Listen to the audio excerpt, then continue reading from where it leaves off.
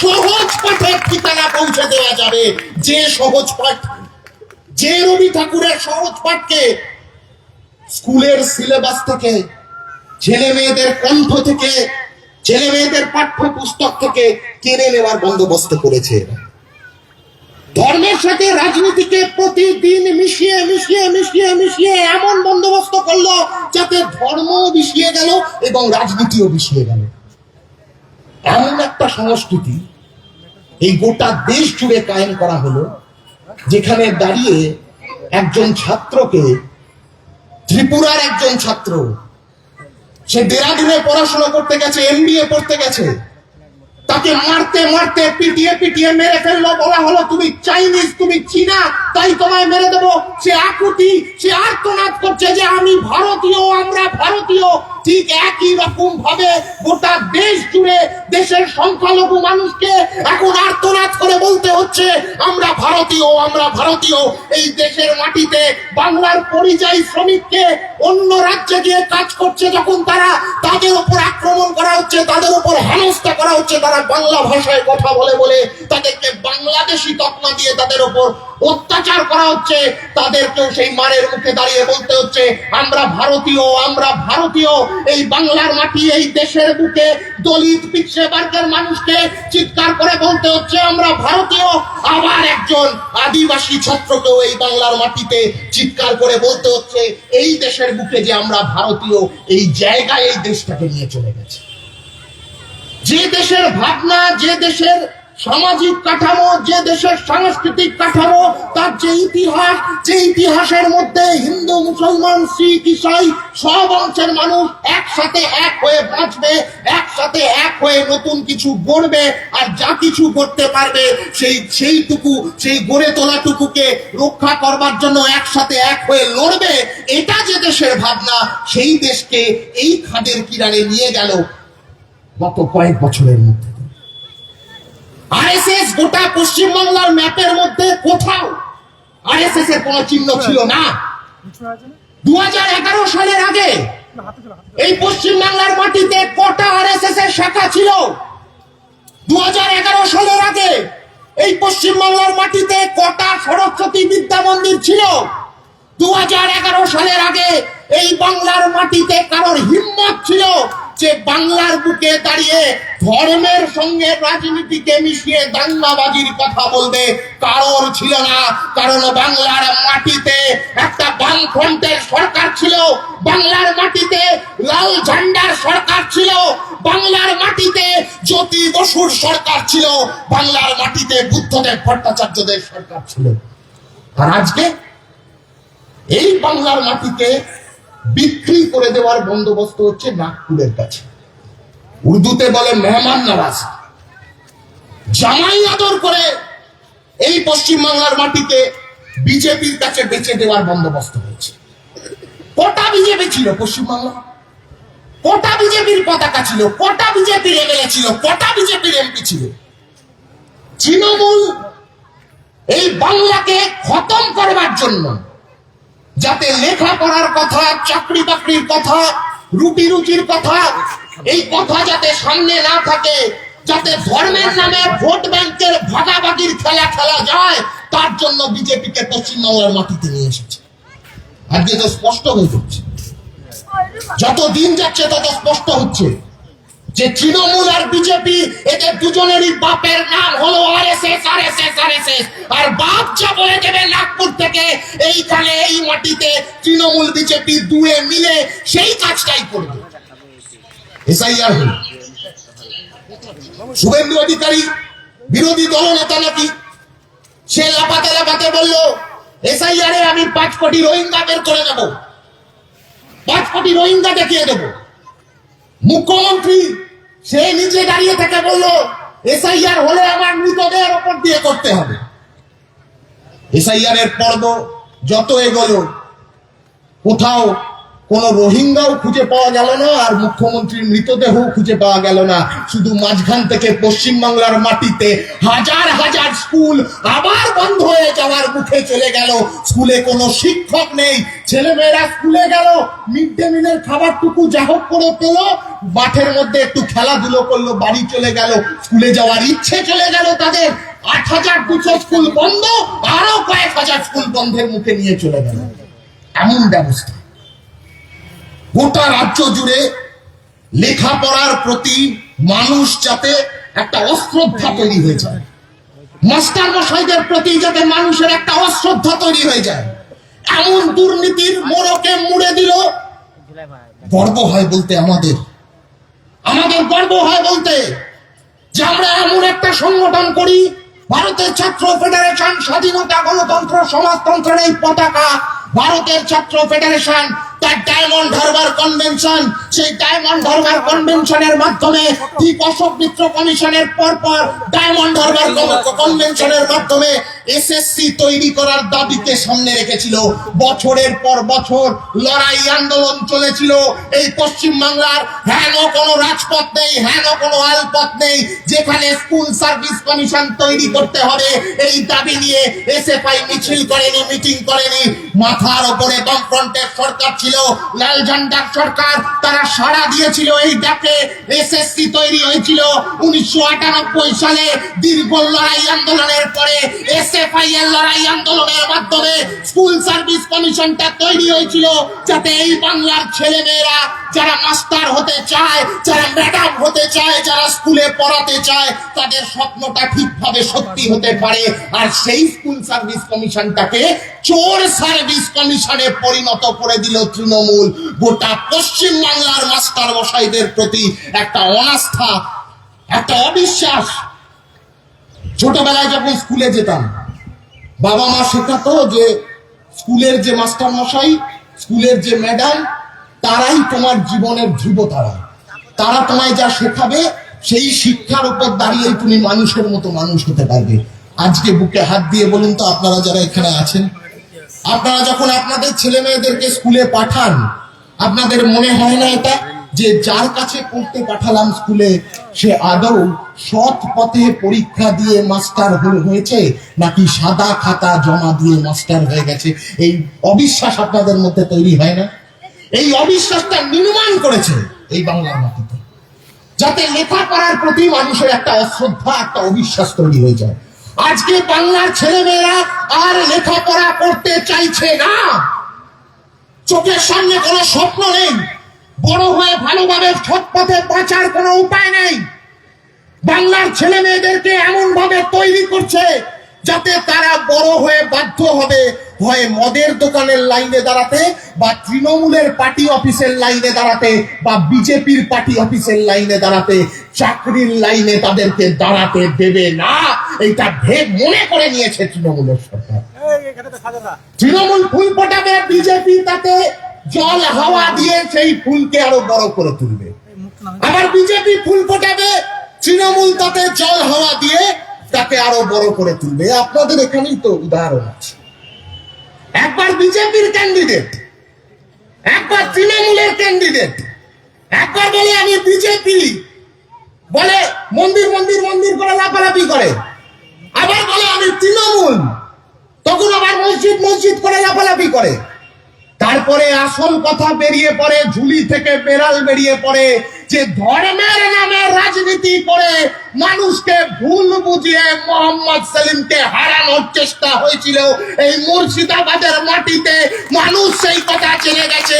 অথচ দেখুন, যখন সেলিম দা মুর্শিদাবাদের বুকে কন্টেস্ট করেছিল, যখন সেলিম দা মুর্শিদাবাদের মাটিতে ভোটে লড়াই করেছিল, সেই সময় আমরা ছাত্ররা সেলিমদার সাথে দাঁড়িয়ে এই ঘোষণা দেওয়া হয়েছিল যে সেলিম দা এই মুর্শিদাবাদের মাটি থেকে লোকসভায় গিয়ে পৌঁছলে এই মুর্শিদাবাদের নানান প্রান্তে নতুন কলেজ তৈরি হবে, নতুন স্কুল তৈরি হবে।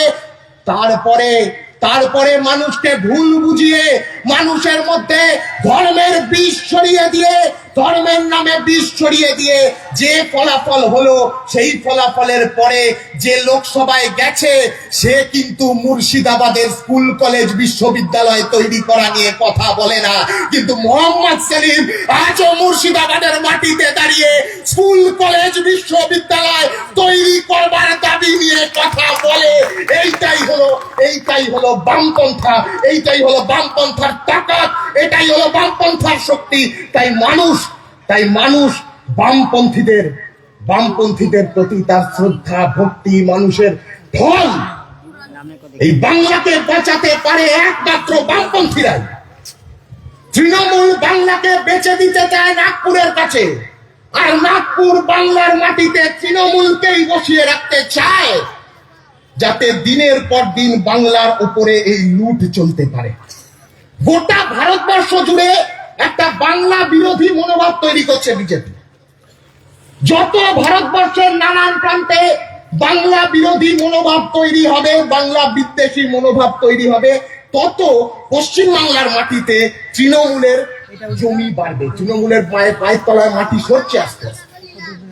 তৃণমূলের পায়ের তলায় মাটি তৈরি করবার জন্য গোটা দেশ জুড়ে বাংলা বিরোধী মনোভাব নির্মাণ করা হচ্ছে বিজেপির দ্বারা।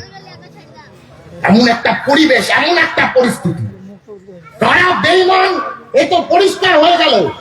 ওয়াকাফের সম্পত্তি আমার আপনার সম্পত্তি, গোটা বাংলার মুসলমান সমাজের যে সম্পত্তি, সেই সম্পত্তি লুট করে নিতে চাইলো নাগপুর ইনস্ট্রাকশন দিল, ফোন করে ইনস্ট্রাকশন দিয়ে দিল এই বাংলার মাটিতে তৃণমূল মুর্শিদাবাদের মাটিতে দাঁড়িয়ে বললো, আপনাদের কোনো চিন্তা করতে হবে না, আমরা যা করার করব, আপনাদের কোনো কিছু করতে হবে না, আপনাদের কোনো কিছু করতে হবে না বলে নিজেরা গিয়ে সমর্থন জানিয়ে ওয়াকাফের সম্পত্তি বাংলার মাটিতে লুট করবার বন্দোবস্ত করলো। এই হলো তৃণমূলের মতন বেঈমানরা। সেই বেঈমানদের এই বাংলার মাটিতে আর কোনো জায়গা নেই। শুধু লুট আর লুট। একদিকে লুটের কারবার আর একদিকে ঝুটের কারবার। গোটা পশ্চিমবাংলার যা সম্পদ, মানব সম্পদ, প্রাকৃতিক সম্পদ, এই সমস্ত সম্পদকে লুট করে নিজেদের সাতমহলা বাড়ি বানানোর বন্দোবস্ত করা হচ্ছে। আর পশ্চিমবাংলার পরের প্রজন্মটা যাতে বাংলা ছাড়া হয়ে যায় সেই বন্দোবস্ত করা হচ্ছে। এই বাংলার মাটিতে আমাদের বয়সী ছেলে মেয়েরা এই মুর্শিদাবাদের মাটি থেকে তারা বাধ্য হচ্ছে পরিযায়ী শ্রমিক হয়ে অন্য রাজ্যে চলে যেতে। নিজের বাপ মা ভিটে মাটি ছেড়ে অন্য রাজ্যে গিয়ে তাদের পড়ে থাকতে হচ্ছে। যে বাংলা এক সময় স্কুল কলেজ বিশ্ববিদ্যালয়ের চাকরি তৈরি করবার ক্ষেত্রে 1 নম্বরে ছিল দেশের বুকে, সেই বাংলাই আজকে বাল্য বিবাহে গোটা দেশের বুকে 1 নম্বরে পৌঁছে গেছে।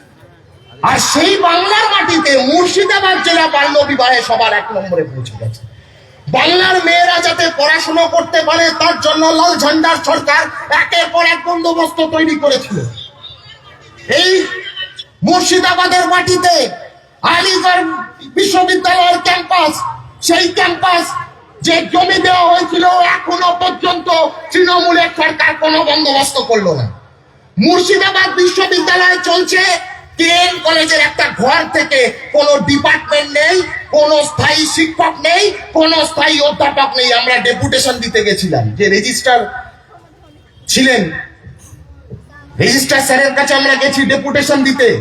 উনি বলছেন, ভাই আমায় ডেপুটেশন দিয়ে কি হবে, আমার চেয়ারটাই তো পার্মানেন্ট নয়। যদি যে সরকারটা বিশ্ববিদ্যালয়কে পার্মানেন্ট করতে পারে না, যে সরকারটা বিশ্ববিদ্যালয়ের শিক্ষকদের পার্মানেন্ট করতে পারে না, যে সরকারটা বিশ্ববিদ্যালয়ের ছাত্রছাত্রীদের পার্মানেন্ট করতে পারে না, সেই টেম্পোরারি সরকারকে টিকিয়ে রাখার কোনো প্রয়োজন নাই। এইটাই পশ্চিমবাংলার ছাত্রছাত্রীরা গোটা বাংলা জুড়ে বলতে চাইছে। তৃণমূলের হাত থেকে যদি বাঁচতে হয় একমাত্র বিকল্প লাল ঝান্ডা। তৃণমূলকে যদি বাংলা থেকে সরানো যায় তাহলে আজকে বিজেপি লেজ গুটিয়ে পালিয়ে যাবে, হনুমানের লেজ গোটাবে আর গুটিয়ে পালিয়ে যাবে। তৃণমূলের কে হারাও, বিজেপিকে তাড়াও, আর লাল ঝান্ডার তাকাতকে বাড়াও। এইটাই এই বাংলার মাটিতে ছাত্রছাত্রীদের আওয়াজ। কারণ তারা বুঝে গেছে যদি বাংলার ভবিষ্যৎ একমাত্র বামপন্থীদের হাতে। যারা বলছে বাংলায় বামপন্থীদের কোনো ভবিষ্যৎ নেই, আমরা বলছি বাংলায় যদি বামপন্থীদের কোনো ভবিষ্যৎ না থাকে তাহলে বুঝে নিতে হবে এই বাংলারই কোনো ভবিষ্যৎ নেই। যদি যদি বাংলা বাঁচবে একমাত্র লাল ঝান্ডার হাতে। সেই লাল ঝান্ডার শক্তিকে আমাদেরকে মজবুত করতে হবে।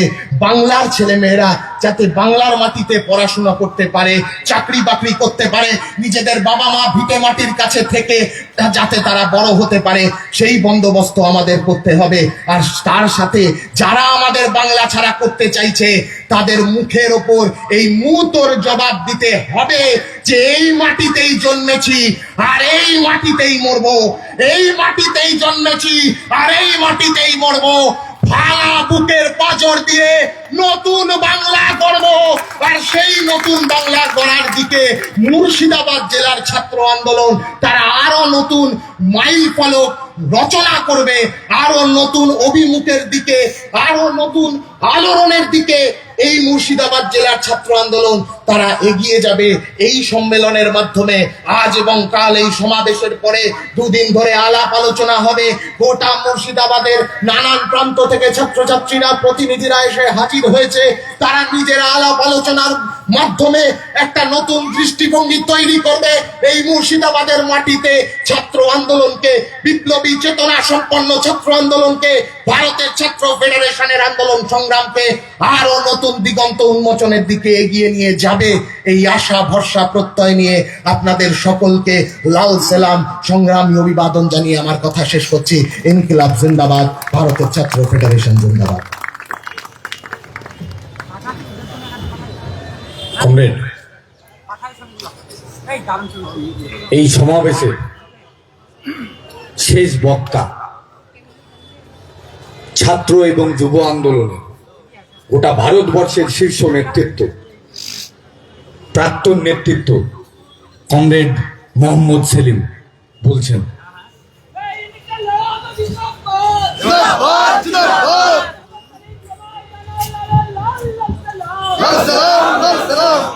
সাথী সভাপতি, ছাত্র নেতৃবৃন্দ এবং আমার ভাই বোনেরা, আমি প্রথমেই আমার প্রিয় সংগঠন স্কুল কলেজ বিশ্ববিদ্যালয় লাইফে এই সংগঠনই করেছি, এসএফআই এর জেলা সম্মেলনকে অভিনন্দন জানাচ্ছি। প্রচণ্ড শীত, তার রোদের দেখা নেই, তার মধ্যে দাঁড়িয়ে সমাবেশ এবং সম্মেলন তার সাফল্য কামনা করছি। অনেকদিন পরে আমার সালারে আসা হলো। 25 বছর আগে যখন আমি মন্ত্রী, তখন এই সালারের বাবলা গ্রামে ভাষা আন্দোলনের শহীদ বরকতের অনুষ্ঠানে এসেছিলাম, যাতে তারপর থেকে প্রত্যেক বছর 21শে ফেব্রুয়ারি ভাষা আন্দোলনের স্মরণে বরকতকে স্মরণ করা হয়। আবার ওই তখন আসতে হতো নাগরিক বিদ্যালয়ে 11-12 আর্টস আছে, সায়েন্স নেই, তো তার সায়েন্স বিভাগ, বিজ্ঞান বিভাগ চালু করার জন্য এসেছিলাম, ভোকেশনাল ট্রেনিং এর জন্য আসা হয়েছিল। একথা বলতে হচ্ছে কারণ এখন ছাত্রদের কাছ থেকে শুনছিলাম যে 8,200 স্কুল বন্ধ হয়েছে বাংলায়, তার মধ্যে বেশিরভাগটাই প্রাথমিক। তাহলে যারা বলে 34 বছর আর এখন এই মমতা মোদির সময়, তাহলে তখন যখন কোথাও যাওয়া হতো লাইব্রেরি হবে, স্কুল হবে, মাদ্রাসা হবে, জুনিয়র হাইকে হাই করতে হবে, হাইকে হায়ার সেকেন্ডারি করতে হবে, যদি ছেলেদের থাকে তাহলে মেয়ের বিভাগ চালু করতে হবে, যদি আর্টস থাকে কমার্স চালু করতে হবে, সায়েন্স চালু করতে হবে, এই সব দাবি ছিল। এমনকি যারা পড়াশোনা করেননি, সুযোগ পাননি, বয়স্ক শিক্ষা, তাদের জন্য সাক্ষরতা প্রসার করতে হবে। বামফ্রন্টের সময় আমরা সিদ্ধান্ত গ্রহণ করেছিলাম স্কুলে যাবার বয়স আছে এমন কোনো ছেলে মেয়ে যাতে স্কুলের বাইরে না থাকে। এই জন্য গ্রামে গ্রামে গিয়ে, বস্তিতে গিয়ে, কলোনিতে গিয়ে মিটিং করে বলা হতো যে লিস্ট করো কোন ছেলে মেয়ের বয়স স্কুল যাওয়ার মতো 14 বছরের মধ্যে আছে, 5 বছরের উপরে কিন্তু স্কুলে যায় না, 100% এনরোলমেন্ট করতে হবে। আমরা প্রায় 100 কাছাকাছি পৌঁছে গিয়েছিলাম। আজকে কেরালা আছে, বাম শাসিত রাজ্য, সিপিআইএম এর নেতৃত্বে, সেখানে স্কুলে 100%, সাক্ষরতা 100% তা নয়। দারিদ্র নেই, চরম দারিদ্র মুক্ত এই নভেম্বর মাস থেকে একটা রাজ্য। শিক্ষার সঙ্গে রোজগার, রোজগারের সঙ্গে উন্নয়ন, এই সব ওতপ্রোতভাবে যুক্ত। উন্নয়ন মানে মোদি চেহারা দিয়ে বিকাশ, আর মমতার চেহারা দিয়ে উন্নয়নের জোয়ারে সাইনবোর্ড লাগানো নয়। আমরা বামপন্থীরা মনে করি সবচেয়ে বড় বিনিয়োগ, যা সবচেয়ে বেশি রিটার্ন আসতে পারে, সেটা হচ্ছে শিক্ষা। যেখানে শিক্ষায় বিনিয়োগ করলে একদম একটা পরিবার শুধু নয়, একটা বংশ সে নিজের পায়ের উপর দাঁড়িয়ে মাথা উঁচু করে বুক চিতিয়ে এই জমানায় লড়ে যেতে পারে, এই দুনিয়ায় লড়ে যেতে পারে, টিকে থাকতে পারে। আর তার উপর যদি মেয়েদের হয় তাহলে তো কথাই নেই। কিন্তু আজকে দেখতে পাচ্ছি এই যে ৮,২০০ স্কুল বন্ধ হয়েছে পশ্চিমবঙ্গে, এটা আলাদা না, স্ট্যান্ড অ্যালোন না।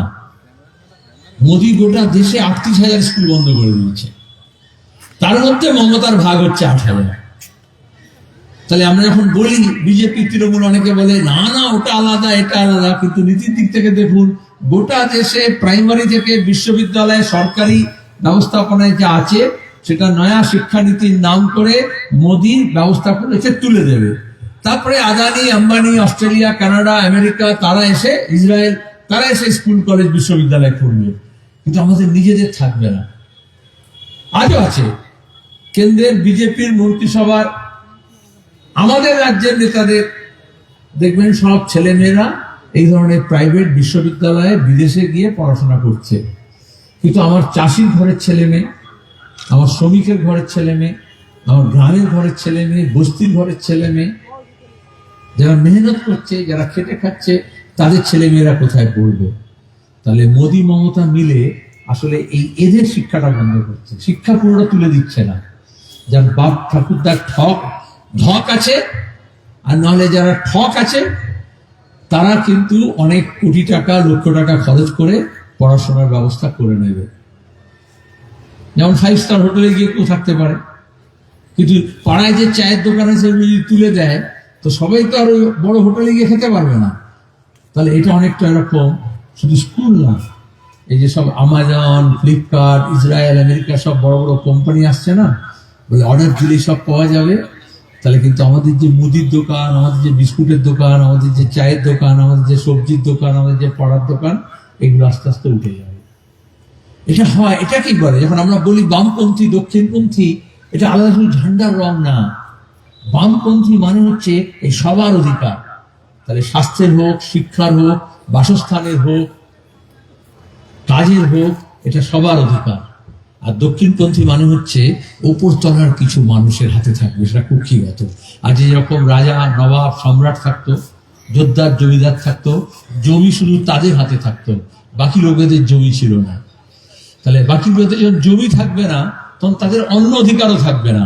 এমনকি জমিদার বাড়ির সামনে দিয়ে পায়ে চপ্পল পরে যেতে পারবে না। কেরালায় তো মেয়েরা বুকে কাপড় রাখতে পারবে না। তাহলে আসলে সম্পত্তির অধিকারটা নিজের মুঠোয় রাখতে চায়। আর এটা করার জন্য তাহলে শিক্ষা, সংস্কৃতি, প্রচার মাধ্যম, এই সব কিছু কুক্ষিগত হয়। তাহলে বামপন্থীরা কি করলো? এসে জ্যোতি বসু কি করলেন?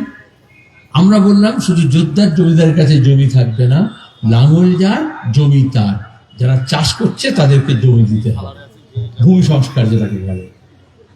কেন বামপন্থীরা বললো? কারণ এই যে মুঠোর মধ্যে জমি রাখা আছে কয়েকজনের, সেটা যদি আলগা করে দেওয়া হয়, আইন করে নিয়ে এসে, লাল ঝান্ডা কৃষক সভা করে নিয়ে এসে, আব্দুল্লাহ রসুলের মতো, হরেকৃষ্ণ ঠোঙারের মতো নেতাদের নেতৃত্বে কৃষক আন্দোলন হলো, তারপরে বলা হলো লাঙল যার জমি তার। তার শুধু জমি পেল না, তাহলে তার গোলায় ধান এলো, তার ফসলের দাম পেল, তখন তার হাতে পয়সা এলো।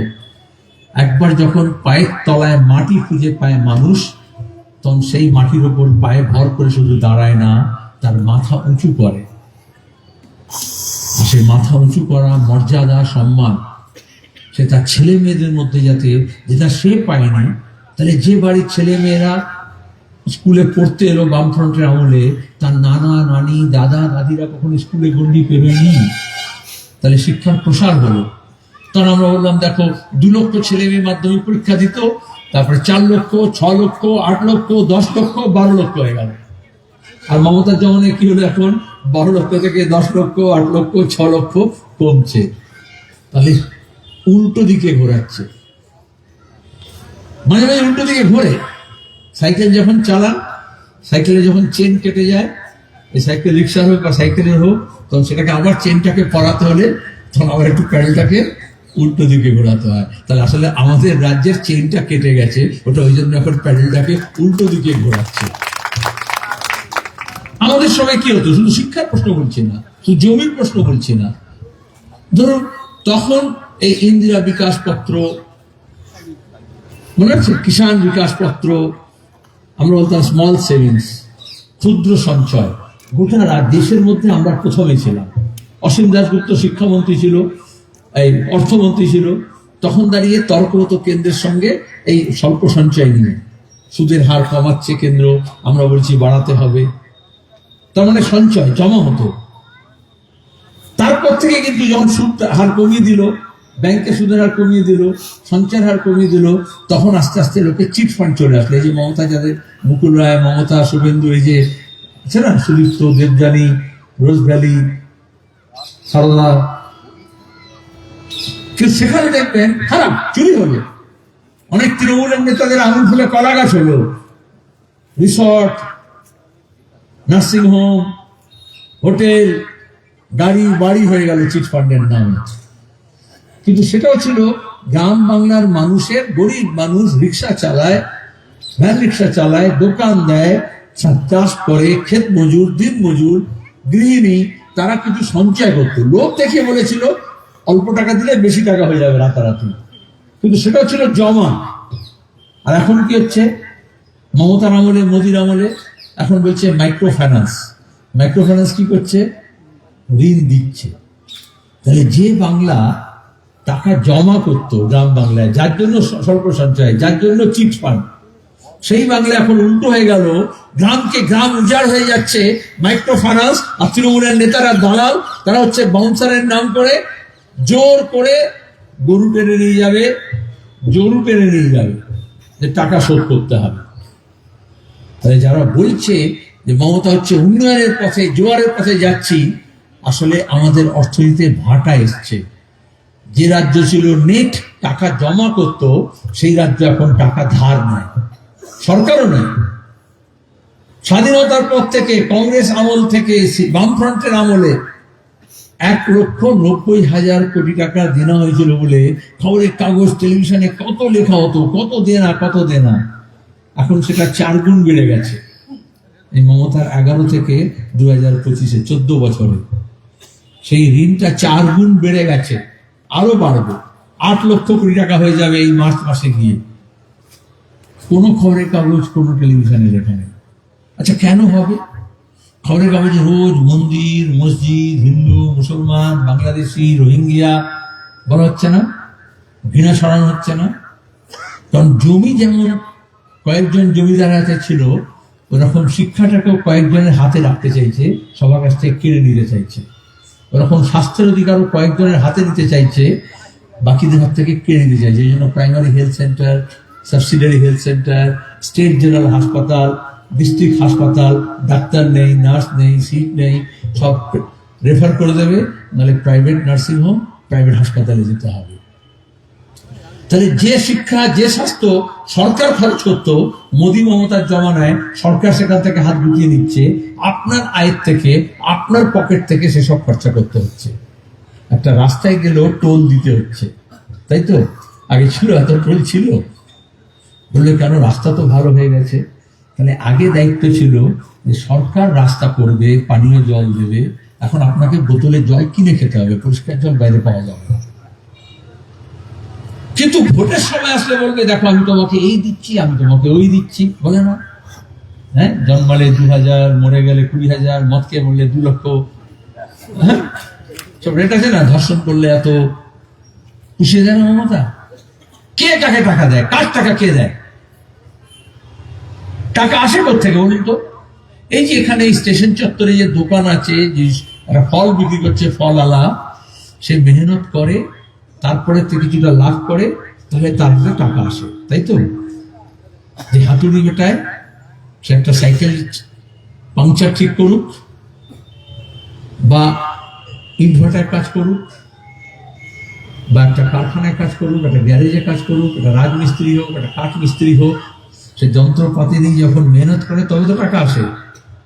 কৃষক যখন ফসল ফলায় এমনিও পুরো দাম পায় না, সারের দাম বেড়ে যাচ্ছে, ব্ল্যাক মার্কেটিং হচ্ছে, ডিজেলের দাম বেড়ে যাচ্ছে, বীজের দাম বেড়ে যাচ্ছে, কীটনাশকের দাম বেড়ে যাচ্ছে, তাও যা ফসল হয় সেটা যখন বিক্রি করে তখন তার কাছে টাকা আসে।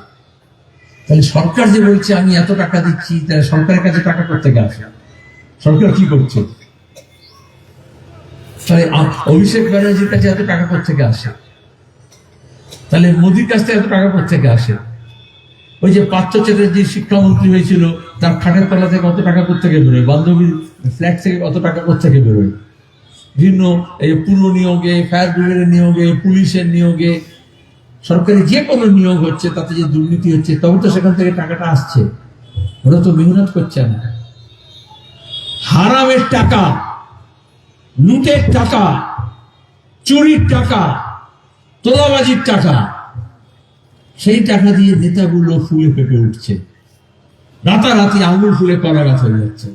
অথচ ভোটের সময় এসে বলছে আমি তোমাকে দিচ্ছি। হয়তো একটা বিরিয়ানির প্যাকেট দেয়, যেরকম ভোকা কুকুরের সামনে একটা শুকনো হাড় ফেলে দেওয়া হয়, সেরকম হয়তো তৃণমূল বিজেপি নিজের দলের কিছু লোকজনকে ওই রকম শুকনো হাড় ফেলে দেয়, কিছু মদের বোতল, কিছু মুরগি, কিছু হচ্ছে হাড়, কিছু হচ্ছে বিরিয়ানি। তাতে কি দিন চলে যায়? 4 दिन की चांदनी है फिर अंधेरी रात है। তারপর এখানে যদি কলকারখানা না হয়, এখানে যদি চাকরি বাকরি না হয়, তাহলে অন্য রাজ্যে গিয়ে পরিযায়ী শ্রমিক হয়ে কাজ করতে হয়। প্রতিদিন যে কোনো স্টেশনে দেখবেন পিঠে ব্যাগ আছে, আর হাজার হাজার ছেলে মেয়ে বাস স্টেশনে গিয়ে দেখুন, বাস স্ট্যান্ডে গিয়ে দেখুন, রেল স্টেশনে গিয়ে দেখুন, তারা যাচ্ছে বাইরে। টাকার কথা বললাম, আগে যেরকম জমা হতো এখন ধার হচ্ছে, ওরকম আগে আমাদের রাজ্যে বিহার থেকে, ওড়িশা থেকে, তেলেঙ্গানা থেকে, উত্তরপ্রদেশ থেকে, আসাম থেকে, উত্তর ভারত থেকে, নেপাল থেকে লোকে কাজ করতে আসতো। এখন এমন উন্নয়ন হয়েছে এখানে কাজ নেই, এখানকার ছেলেরা বাইরের রাজ্যে গিয়ে কাজ করছে। কাজ করতেই পারে, স্বাধীনতা, স্বাধীন দেশের সংবিধানে যে কেউ যেখানে যায় যেতে পারে, কিন্তু বিজেপি এসে কি বলছে? প্রতিদিন ঘৃণা ছড়াচ্ছে ভাষার নামে, ধর্মের নামে।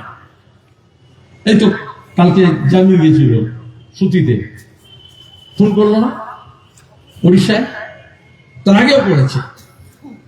অনেকে মনে করলেন এটা মুসলমানদের একটু জব্দ করছে, না, আসামে কার্বি আংলমে 2 জন হিন্দু উদ্বাস্তু মানুষকে খুন করেছে। উড়িষ্যায় হিন্দু উদ্বাস্তু যারা পাকিস্তান আমলে এসেছিল, আর তারপরে ওখানে বসতি করেছিল, কলোনি করেছিল, তাদের কলোনি পুড়িয়ে ছাড়খাড় করে দিয়েছে।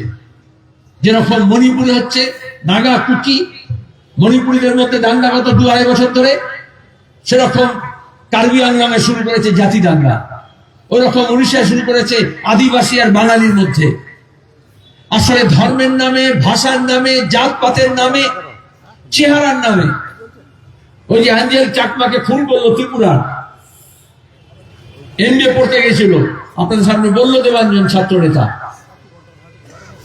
তার চেহারা দেখে বলছে ও মোমো, চিনি, চিংকি বলছে না, চাইনিজ। আর দেবাঞ্জন বলার সময় বললো বারবার বলে যাচ্ছে আমি ভারতীয়, তাহলে ওকে চিনি বলে পিটিয়ে মেরে দিল। আচ্ছা, আমি ধরে নিলাম যদি চীনের একটা লোক থাকতো। আচ্ছা, আমাদের লোক আরবে যায় না, মালয়েশিয়ায় যায় না, ইন্দোনেশিয়া যায় না, ইংল্যান্ডে যায় না, আমেরিকায় যায় না ভারতীয়রা, তাহলে এই স্বাধীনতা কে দেবে? যে লোকটা আমার মতো নয়, আমার দেশের নয়, আমার ভাষার নয়, আমার ধর্মের নয়, আমার মতো চেহারা নয়, তাকে পিটিয়ে মারতে হবে? দেশে আইন নেই। তাহলে চীনে যদি করে ভারতীয় যায়, যে কোনো সময় সাংহাইতে গিয়ে দেখবেন অর্ধেকের বেশি ভারতীয় হচ্ছে গুজরাট থেকে যায়, ব্যবসা বাণিজ্যের জন্য যায়। তাহলে মনের মূল্য হবে, কোন আইনের শাসন থাকবে না, ধর্মের জিগিরের নাম করে, ভাষার নামে, জাতপাতের নামে, চেহারার নামে। এর দায়িত্ব প্রধানমন্ত্রীকে নিতে হবে। সিএনআরসির সময় প্রধানমন্ত্রী বলেছিলেন পোশাক দেখলে চেনা যায়, বলেছিলেন না ঝাড়খণ্ডে মিটিং এসে? তাহলে পোশাক দেখলে চেনা যাবে। আমরা স্বাধীনতা আন্দোলনের সময় থেকে বলে এসেছি, নানা ভাষা, নানা মত, নানা পরিধান, বিবিধের মাঝে দেখো মিলন মহান। এখানেই আছে, কেউ প্যান্ট পরে আছে, কেউ পাজামা পরে আছে, কেউ লুঙ্গি পরে আছে, কেউ সালোয়ার কামিজ পরে থাকবে, কেউ শাড়ি পরে থাকবে, কেউ জিন্স পরে থাকবে। তাহলে পোশাক দেখে আমি চিনবো কে মন্দিরে যাচ্ছে, কে গির্জায় যাচ্ছে, কে মসজিদে যাচ্ছে, কে গুরুদ্বারায় যাচ্ছে। তার ধর্ম বিশ্বাস, তার উপাসনার পদ্ধতি, তার উপাস্য দেবতা, তার উপর নির্ভর করে। তাহলে কেন এটা জোর করে বলা হবে? এই জন্য আমরা বামপন্থীরা প্রথম থেকে বলেছি, मंदिर मस्जिद गुरुद्वारों में बांट दिया भगवान को, मंदिर मस्जिद गुरुद्वारों में बांट दिया भगवान को, धरती बाटी सागर बाटा मत बाटो इंसान को। আসলে মানুষকে ভাগ করা। এই যে এত মমতা বলছে, এখন আমরা এখন এখানে মিটিং করছি, তখন নিউ কলকাতায় যেটা হয়েছিল জ্যোতি বসু নগর, তাই তো আধুনিক শহর হবে। মোদী এসে বলেছিলেন 100টা স্মার্ট সিটি হবে, আর মমতা ব্যানার্জি বলছেন নিউ টাউনে সরকারি জমিতে এখন ওখানে দুর্গাঙ্গন হবে। আর ওটা বলা বিপদ, যেই বলে বলে দেখো মোহাম্মদ সালিম তো ওই জন্য দুর্গা মন্দির হচ্ছে বলে এরকম বলছে, বলে না ধর্মের নাম বলতে এরকম হয়। আচ্ছা, সরকারের কাজ কি ছিল ওখানে? আমরা বলেছিলাম ফাইন্যান্সিয়াল হাব হবে, দেশ বিদেশের বিনিয়োগ আসবে। সরকারের কাজ না দুর্গা মণ্ডপ তৈরি করা, সরকারের কাজ না রাম মন্দির তৈরি করা, সরকারের কাজ না মসজিদ তৈরি করা। সরকার তৈরি হওয়ার আগে, রাজনৈতিক দল তৈরি হওয়ার আগে মোহাম্মদ সালিম, মমতা ব্যানার্জি, নরেন্দ্র মোদী জন্মানোর আগে থেকে এই দেশে এবং গোটা পৃথিবীতে মন্দির আছে, মসজিদ আছে, গির্জা আছে, গুরুদ্বারা আছে, থাকবে। তিনি যখন রাজনীতিতে ভিন্দ্রওয়ালে জন্মালেন, খালিস্তানের নাম করে যখন দেশটাকে ভাঙার চেষ্টা করলেন, তখন ওই স্বর্ণ মন্দির অমৃতসরে গোটা বিশ্বের লোক আসে ওখানে শ্রদ্ধা ভক্তি দেখতে দেখাতে, কিন্তু সেইটাকে ঘাঁটি গাললাম। তাহলে গুরুদ্বারাকে ব্যবহার করলেন দাঙ্গা হাঙ্গামা, দেশ ভাগ করার চেষ্টা করা। তখন আমরা বামপন্থীরা বললাম, না হিন্দু রাষ্ট্র না খালিস্তান, এক রহেগা হিন্দুস্তান। তাহলে দেশটাকে যদি এক রাখতে হয়, তাহলে জাত পাত ধর্ম বর্ণ মন্দির মসজিদ গুরুদ্বারা গির্জার নামে ভাগ করা যাবে না। এটাই তো বড় কথা। আমি যদি রাস্তার দাবি করি, সেটা জাত পাতের নামে হয় না, সবার জন্য। আমি যদি রেল লাইনের দাবি করি, সবার জন্য। এই যে করোনার সময় সালার স্টেশনে ট্রেনের স্টপেজ কমিয়ে দিল, তারপরে একটা ট্রেন চালু করলো। এখন এখানে মিটিং করছিলাম, যখন আমরা দেখলাম হাজার হাজার লোক নেমে যাচ্ছে একটা ট্রেন থেকে। তাহলে রেল লাইন আছে, প্ল্যাটফর্ম আছে, প্যাসেঞ্জার আছে, লাখ লাখ টাকার টিকিট বিক্রি হয়, কিন্তু ট্রেন থাকবে না কেন? তাহলে রাজনীতি মনে হচ্ছে আমি ট্রেনের কথা বলবো, তাই তো? আমি কি হিন্দু ট্রেন বা মুসলমান ট্রেন বলবো, বাঙালি ট্রেন বা অবাঙালি ট্রেন বলবো? তাহলে বামপন্থীরা এই যে এসএফআই, তারা দাবি করবে সেটাই, যখন করবে সকলের শিক্ষা। আর যারা শিক্ষা দিতে চায় না, যারা স্কুল কলেজ বন্ধ করে দিচ্ছে, তারা বলবে তুমি হিন্দুর বাচ্চা হিন্দু শিক্ষার কথা বলো, তুমি মুসলমানের বাচ্চা মুসলমানের শিক্ষা বলো। আসলে শিক্ষা উঠে যাবে, কিন্তু হিন্দু আর মুসলমানের মধ্যে মারামারি হবে। এইখানে হচ্ছে বুঝবেন, ওই যে বললো না খাল কেটে খুলি নানার মতো বিজেপি নিয়ে এসেছিল। বিজেপি কি আকাশ থেকে টপকালো? বিজেপি কোথেকে এলো?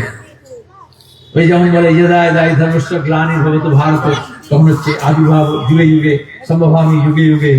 ওরকম কোন অবতার হিসেবে স্বয়ংভূ কেউ চলে আসেনি। বিজেপি নেতা শুভেন্দু কোথেকে এলো? শুধু তৃণমূলের নেতা ছিল, শুধু তৃণমূলের মন্ত্রী ছিল।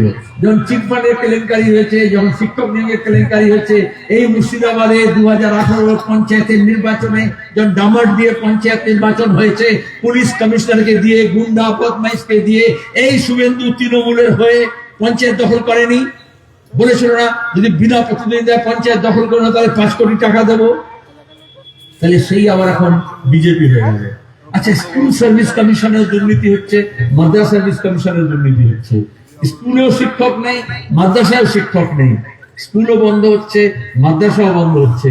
তাহলে যদি শিক্ষার জন্য লড়তে হয়, তাহলে আমরা বলবো স্কুল আর মাদ্রাসার শিক্ষক ছাত্র সবাই মিলে লড়তে হবে। শুভেন্দু মাঝখানে এসে বলবে না ওটা মাদ্রাসা, ওটা মুসলমান। এটা স্কুল, এটা হিন্দু, তাহলে কি হবে? শিক্ষার জন্য লড়াই হবে না, মাদ্রাসার সঙ্গে স্কুলের লড়াই হবে, স্কুলের সঙ্গে মাদ্রাসার লড়াই হবে। আসলে মসজিদ মাদ্রাসার সঙ্গে লড়তে যায়, মন্দিরের সঙ্গে লড়তে যায় না, মন্দির কোনো মসজিদের সঙ্গে লড়তে যায় না। কিন্তু রাজনীতির স্বার্থে, যেমন তন্দুরি রুটি হয় না, তন্দুরি চিকেন হয় না, তো হিন্দি में बोलता है आग को सुलगाना पड़ता है, तो পাখা দিয়ে এমনি ভুট্টা যদি ভুনতে হয় তাহলে দেখবেন পাখা করে, হ্যাঁ, কাবাব যখন করে তখন আগুনে একটু হাওয়া দেয় না, তাহলে এরকম ধর্মের আগুনে কিছু রাজনেতারা এরকম হাওয়া দেয়, কারণ ওদের কাবাব বানাবার দরকার হয়, রুটি শেখার দরকার হয় ভোটের জন্য, নির্বাচনের জন্য। আর আমরা যখন বলি ধর্মকে রাজনীতির সঙ্গে মেলাবেন না, আসলে আমরা বলি ধর্মটা থাক নিজের জায়গায়, ধর্মটা তাকে থাকে। ওরা মুসলমান দোকান দেখবেন, যদি সে মাজারপন্থী হয় তাহলে আজমলের ছবি লাগিয়ে রেখেছে, নাহলে কিছু নিয়ে তো লা ইলাহা ইল্লাল্লাহ মুহাম্মাদুর রাসূলুল্লাহ বলে একটা কলমা লাগিয়ে রেখেছে, নাহলে মক্কার ছবি আছে, খানা কাবার ছবি আছে। কোন হিন্দু আছে তাহলে গণেশের মূর্তি আছে, ছবি আছে, লক্ষ্মীর আছে, শিবের আছে, কালীর আছে, এরকম থাকে না, ধর্মীয় চিহ্ন আছে, গির্জা থাকতে পারে, যিশু খ্রিস্টের থাকতে পারে, কদিন আগে বড়দিন হলো, ওগুলো একটু উপরে থাকে, কেউ কেউ একটু ধূপ ধরে দেয়, যেমন যার বিশ্বাস, কেউ একটু গঙ্গা জল ছিপে, এগুলো হচ্ছে বিশ্বাস, এগুলো ধর্ম। এটা সাম্প্রদায়িকতা না, এটা মারামারি না, এটা ভক্তি। কিন্তু যখন রাম মন্দিরের নাম করে অযোধ্যা রথযাত্রা বার করলেন আদবানি, তলোয়ার ত্রিশূলে নিয়ে ঝলকানি শুরু হলো, তখন কিন্তু রাম পাল্টে গেলেন। আগে ছিল রাম, লক্ষ্মণ, সীতা, তখন রামকে একটা যুদ্ধবন্দী মনোভাব করে তীর ধনুক ধরিয়ে বললো চলো অযোধ্যা, তখন একটা যুদ্ধবাজ বানিয়ে দিলেন। এমনি যখন একজন বিহারি আর একজন বিহারি হিন্দুর সঙ্গে দেখা হয়, বলে রাম রাম, গোড় লাগি, ওটা হচ্ছে ধর্মের বিশ্বাসের জায়গা থেকে। আর যখন বলে জয় শ্রীরাম, তখন ওটা হচ্ছে যুদ্ধবাজের স্লোগান। এই ধর্মকে উগ্র করা হয়, ধর্মকে উগ্র করে দিলে, ধর্মকে রাজনীতির স্বার্থে ব্যবহার করতে ধর্মের লাভ হয় না, ক্ষতি হয়। আমরা এই উপমহাদেশের পাশে আফগানিস্তানে দেখেছি, সেখানে যখন ভূমি সংস্কার হলো, সেখানে যখন কমিউনিস্টরা ক্ষমতায় এলো, তখন রাশিয়ার বিরুদ্ধে লড়তে হবে বলে ইরান, পাকিস্তান, আমেরিকা সব একটা হয়ে গেল, লক্ষ কোটি ডলার খরচা করা হলো। তারপরে তালেবান হলো, মুজাহিদিন হলো, আইসিস হলো, আল কায়দা হলো। গৌতম বুদ্ধের মূর্তি ছিল গান্ধার শিল্পের নিদর্শন, তারপরে কামান দাগিয়ে সেটাকে ভাঙা হলো। তাহলে 1400 বছর ধরে ইসলামও ছিল, আর গান্ধার শিল্পের নিদর্শন বৌদ্ধ মূর্তিও ছিল বামিয়ানে, কোনো অসুবিধা হয়নি। কিন্তু যখন ইসলাম ধর্মকে কড়া করা হলো, গরম করা হলো, বহুত সহন কর লিয়া আপ সহন নেই করেंगे, যখন উগ্রতা আনা হলো, তখন ওই গৌতম বুদ্ধের মূর্তিটা ভাঙা হলো। তাতে কি শুধু গৌতম বুদ্ধের মূর্তি ভাঙা হলো, আফগানিস্তানের সংবিধান ভাঙা হলো, আফগানিস্তানের শান্তি ভাঙা হলো, আফগানিস্তানের আজাদি ভাঙা হলো, আফগানিস্তানের শিল্প, খেলাধুলো, সংস্কৃতি, বিশ্ববিদ্যালয়, মানুষজনের নিজের পছন্দ মতো নিজের পথ বেছে নেওয়ার অধিকার কেড়ে নেওয়া হলো। তাহলে ধর্ম যখন প্রথমে শুরু হয়, তখন বলে আমি একটু ভজন করব, কীর্তন করব, মসজিদ করব, মন্দির করব। কিন্তু তারপরে সেটা যখন রাজনীতির তাওয়ায় যখন আগুন খুব বেশি করে গরম হয়ে যায়, তখন শুধু গরুর বা ছাগলের কাবাব হয় না, তখন জীবন্ত মানুষকে পুড়িয়ে কাবাব বানায়। আজকে বাংলাদেশে যেমন আমরা দিবু দাসের ক্ষেত্রে দেখলাম, যেমন ইন্দিরা গান্ধী হত্যার পরে শিখকে দেখেছিলাম ল্যাম্প পোস্টে বেঁধে দিয়ে ধর্মের নামে আগুন লাগিয়ে দিয়েছিল। আমরা এই জন্যই বলি, জ্যোতি বসু এই জন্যই বললেন ধর্ম আর রাজনীতি এক না, ধর্ম ধর্মের জায়গায় থাকুক। এই যে মাইকে কথা বলছি, এই যে আলো জ্বলে, দুটো তার থাকে, একটা নেগেটিভ একটা পজিটিভ। দুটো তার যখন মাইকে আসছে, সার্কিট কমপ্লিট হচ্ছে, যখন সুইচে আসছে, যখন আলোতে আসছে, সুইচ জ্বালাচ্ছেন, আলো দিচ্ছে। কিন্তু মাঝখানে যদি দুটো তার এক জায়গায় হয়ে যায়, তাহলে ফ্ল্যাশ হবে, অন্ধকার হয়ে যাবে, আগুনও লাগতে পারে, শর্ট সার্কিট বলে না, তখন শর্ট সার্কিট হয়ে যাবে। তাহলে ধর্ম এই জন্য দুটো তারকে প্লাস্টিক দিয়ে মুড়ে, রাবার দিয়ে মুড়ে রাখা হয়, যাতে শর্ট সার্কিট না হয়। এই জন্য ধর্মীয় মানুষদেরকে, ধার্মিক মানুষদেরকে এটা চেষ্টা করতে হবে, ধর্মটাকে ওইরকম মুড়ে রাখতে হবে, আর রাজনীতির লোকজনকেও রাজনীতিকে এরকম মুড়ে রাখতে হবে, যাতে দুটো মিলে শর্ট সার্কিট না হয়ে যায়। আমাদের দেশে এই যে পরিযায়ী শ্রমিকের উপর আক্রমণ হচ্ছে, উড়িষ্যায় হোক, আসামেই হোক, উত্তরপ্রদেশেই হোক, হরিয়ানায় হোক, ছত্তিশগড়েই হোক, কেরালাই হোক, মধ্যপ্রদেশে হোক, মহারাষ্ট্রে হোক, বা আমাদের এই রাজ্যে হোক, কাউ যদি ট্রেনে কেউ যাচ্ছে, কারোর গাড়ি দেখে তাকে পেটানো হয়, শেখ রেয়াজুল যদি ব্রিগেড প্যারেড গ্রাউন্ডে প্যাটিস বিক্রি করছে আর তার মধ্যে যদি চিকেন পাওয়া যায়, চিকেন প্যাটিস কেন, তার জন্য যদি পেটাই করা হয়, আসলে এটাই হচ্ছে ধর্মাশ্রিত রাজনীতির ফল। প্রথমে একলাখকে মেরেছিল গরু বিক্রি করে বলে, জুনেদকে মেরেছিল তার টিফিন বক্সের ইফতারির জন্য কি রাখা আছে না দেখে বলা হয়েছিল ওর মধ্যে গরুর মাংস আছে। আর উত্তরপ্রদেশ আজকে এমন অবস্থা করেছে যেখানে এই মাংস টেস্ট করা হয়, সেখানে সরকার নির্দেশ দিয়ে দিয়েছে যেই স্যাম্পল আসুক না কেন রিপোর্টে লিখতে হবে বিফ আছে। আর অন্যদিকে সৌদি আরবিয়া, দুবাইতে দেখবেন একেবারে ফ্রিজারে রাখা দোকানে থরে থরে সব দেশ বিদেশের মাংস সাজানো আছে, সেখানে সবচেয়ে দামি গরুর গোস্তের যেটা লেখা আছে সেটা লেখা আছে উত্তরপ্রদেশ থেকে এসছে। তাহলে অর্থনীতিটা কি বোঝেন, ধর্মকে কিরকম ব্যবহার করা হয়। তাহলে এখানে যদি কারোর মুখের গাছ কিনে নেওয়া হয় তাহলে সেটা এক্সপোর্ট করতে বেশি লাভ হবে। মোদী সরকার আসার পরে বলেছিল আমরা গরুর মাংস রপ্তানি করতে আমরা হচ্ছি পঞ্চম, আমাদের প্রথম হতে হবে। আর এখন বিজ্ঞাপন দিয়ে বলছে আমরা তৃতীয় হয়ে গিয়েছি, আর দুটো দেশ আছে তারপর আমরা ফার্স্ট হয়ে যাবে। তাহলে যারা ধর্মের নামে মানুষকে হত্যা করছে তাদেরকে বলি, কে কি খাবে, কে কি পড়বে, কে কোন ভাষায় কথা বলবে, সেটা রাজনীতি ঠিক করতে পারে না। আমি যদি ডাল খাই, আমি অড়হরের ডাল খাবো না, ছোলার ডাল খাবো না, মসুরের ডাল খাবো না, মুগের ডাল খাবো, কারুর বাপের কোনো অধিকার নেই সেটা ঠিক করে দেবে। আমি যদি মাংস খাই, আমি মুরগি খাবো কি মাছ খাবো কি গরু খাবো কি ছাগল খাবো, সেটা আমার রুচি, আমার কেনার ক্ষমতা, আমার পারিবারিক যেভাবে বড় হয়েছি সেখানে যে অভ্যাস গড়ে উঠেছে তার উপর নির্ভর করে।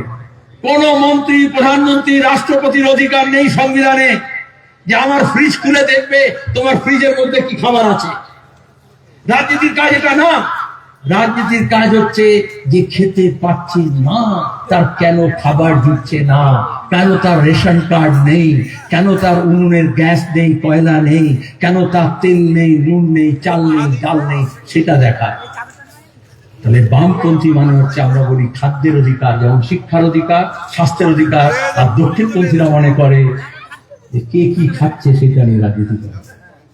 আর এই দক্ষিণপন্থী মানে কে বিজেপি কে তৃণমূল কোনো তফাৎ নেই। আর এই জন্য দেখবেন যে গতকাল ছিল বিজেপি, আজকে সে তৃণমূল, আজকে যে তৃণমূল কালকে সে বিজেপি, অবাধে যাতায়াত করতে পারে। আর এই জন্য এরা সবাই একসঙ্গে হয়ে বলেছিল লাল হাটাও দেশ বাঁচাও, কারণ ওদের মতো রাজনীতি ওরা করতে পারবে, লুট করতে পারবে। আমাদের নদী, পাহাড়, পর্বত, জলাশয় সব লুট হচ্ছে। আরো বলি পাহাড়, গুজরাট থেকে রাজস্থান হয়ে হরিয়ানা হয়ে দিল্লি পর্যন্ত সুপ্রিম কোর্টকে ব্যবহার করে বলছে এটা পাহাড় না, আইনের ব্যাখ্যা হচ্ছে। এই হচ্ছে আদানি, আম্বানি, মোদি রাজ। তাহলে আমাদের কিচ্ছু থাকবে না, গাছ থাকবে না, পুকুর থাকবে না, নদী থাকবে না, নালা থাকবে না, পোস্ট অফিস থাকবে না, ব্যাংক থাকবে না, রেল লাইন থাকবে না, এয়ারপোর্ট থাকবে না, কৃষির জমি থাকবে না, চরের জমি থাকবে না। আর যা দিল্লি করছে মমতা ব্যানার্জি তার থেকে বাড়িয়ে করছেন, গাছ কেটে সাফ করে দিচ্ছে না। এই যে উত্তরবঙ্গে বন্যা হলো, দেখলেন না কিরকম বিপর্যয় হলো, পাহাড়ে ধস কিরকম নামলো। এই জন্য আমাদের পরিবেশকে বাঁচাতে হবে। তাহলে শিক্ষাকে বাঁচানো মানে আমাদের সংস্কৃতিকে বাঁচানো, আমাদের ঐতিহ্যকে বাঁচানো, আমাদের ইতিহাসকে বাঁচানো, আমাদের ভবিষ্যৎকে গড়ে তোলা। সেই ভবিষ্যৎকে গড়ে তোলার লড়াইয়ে লাল ঝান্ডাকে মজবুত করতে হবে। যারা বলেছিল লাল হাটাও দেশ বাঁচাও, লাল ঘটেছে কিন্তু দেশ বাঁচেনি। তাই দেশকে যদি বাঁচাতে হয় তাহলে লাল ঝান্ডাকে বাঁচাতে হবে, লাল ঝান্ডাকে মজবুত করতে হবে। সেই চেষ্টাই আমরা করছি। এটা কোনো নির্দিষ্ট দলের ব্যাপার না, মানুষ মানুষের জন্য, নাকি মানুষ অর্থাৎ জীবন জাত পাত ধর্ম বর্ণ ভাষার নামে শেষ করার জন্য। এখন বাংলাদেশ নিয়ে কাটছে, দেখো সংখ্যালঘুর উপর নির্যাতন হচ্ছে, অন্যায় হচ্ছে। ওখানে যে কমিউনিস্ট, ওখানে যে সমাজতন্ত্রী, ওখানকার যে ওয়ার্কার্স পার্টি, ওখানকার যারা প্রগতিশীল, ওখানকার যারা ধর্মরক্ষক, তারা লড়ছেন। ছায়ানটকে উদিচিকে যখন ধ্বংস করছে, সেখানকার প্রগতিশীল মানুষ সেইখানে দাঁড়িয়ে প্রতিবাদ করছেন। অথচ বিজেপি RSS এখানে বলছে দেখুন ওখানে সংখ্যালঘু নির্যাতন হচ্ছে, তাহলে এখানেও সংখ্যালঘু নির্যাতন করতে হবে। এখানে যখন সংখ্যালঘু নির্যাতন হয়, এখানে যখন বামপন্থীর উপর হামলা হয়, এখানে যখন বলেছিল মমতা ব্যানার্জি কোনো ঝান্ডা তুলতে পারবেন না, মুখে লিকো প্লাস লাগিয়ে রাখুন, কোনো মিছিল করতে পারবেন না, মিটিং করতে পারবেন না, তখন তো RSS বলেনি এটা নির্যাতন হচ্ছে, অন্যায় হচ্ছে। এটাই হচ্ছে যে বাইরে সব আলাদা আলাদা, ভেতরে কিন্তু এক। রসুন দেখেছেন না, শীতকালে তো রসুন হয়, রসুনের কোয়াগুলো আলাদা হয় কিন্তু পেছনটা এক জায়গায় বাঁধা থাকে। ওরকম বিজেপি তৃণমূলের কোয়াগুলো আলাদা আলাদা কিন্তু পেছনটা এক জায়গায় নাগপুরে বাঁধা আছে, ওটা বলে RSS। ওই গোড়াটা এক জায়গায় বাঁধা আছে। এই জন্য আমরা RSS এর বিরুদ্ধে লড়াই করি এবং বলি এই যে হিন্দুত্ববাদী রাজনীতি হচ্ছে তার বিরুদ্ধে বলছি। মমতা ব্যানার্জির কোনোদিন সাহস হবে না RSS এর বিরুদ্ধে কোনো কথা বলার, কারণ RSS কিছু কাজ বিজেপিকে দিয়ে করাচ্ছে, কিছু কাজ তৃণমূলকে দিয়ে করাচ্ছে, আবার তৃণমূল কিছু ভাড়াটে লোকজনকে দিয়ে, তৃণমূলের মধ্যেকারী কিছু লোকজনকে দিয়ে এই ওকে খুন করাচ্ছে, ও ওকে খুন করাচ্ছে।